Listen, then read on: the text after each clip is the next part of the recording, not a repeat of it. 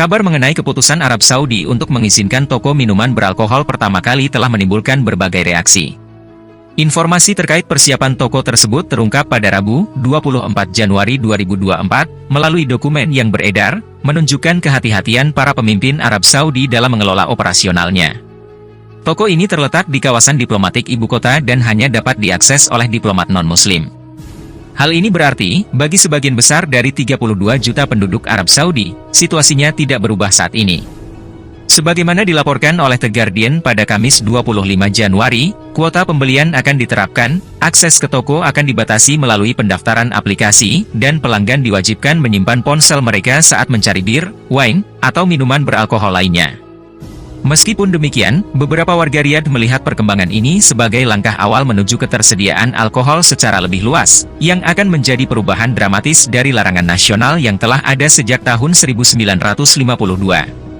Seorang pengusaha Lebanon di LPM, restoran Perancis di Riyadh, mengungkapkan pandangannya pada Rabu malam, menyebut negara ini sebagai entitas yang terus berkembang dan menarik banyak talenta serta investasi. Dia menambahkan bahwa negara ini kemungkinan akan menyuguhkan lebih banyak kejutan di masa mendatang. Meskipun begitu, sensitivitas seputar alkohol di Arab Saudi, sebagai tempat suci umat Islam, tetap menjadi fokus utama, seperti yang diungkapkan oleh seorang pengusaha yang tidak ingin disebutkan namanya. Kata mereka yang kontra dengan izin alkohol di Arab Saudi. Masih di restoran yang sama, tapi di meja yang berbeda, dua pria Arab Saudi berusia 30-an mengungkapkan kekhawatiran mereka terhadap dampak penjualan alkohol terhadap identitas Arab Saudi. Salah satu dari mereka menegaskan, itu bukan bagian dari identitas kami.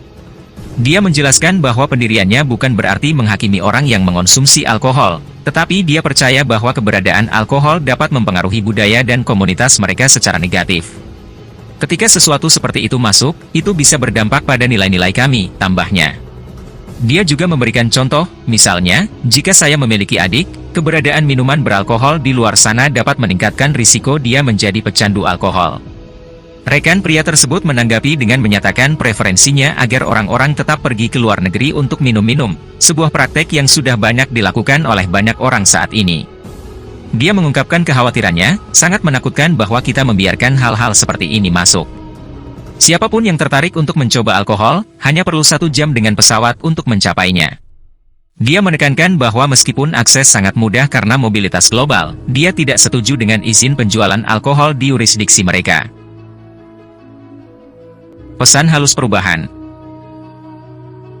Putra mahkota Arab Saudi, Pangeran Mohammed bin Salman, sedang berupaya mengubah negara penghasil minyak terbesar di dunia menjadi pusat bisnis, olahraga, dan pariwisata dalam kerangka reformasi visi 2030.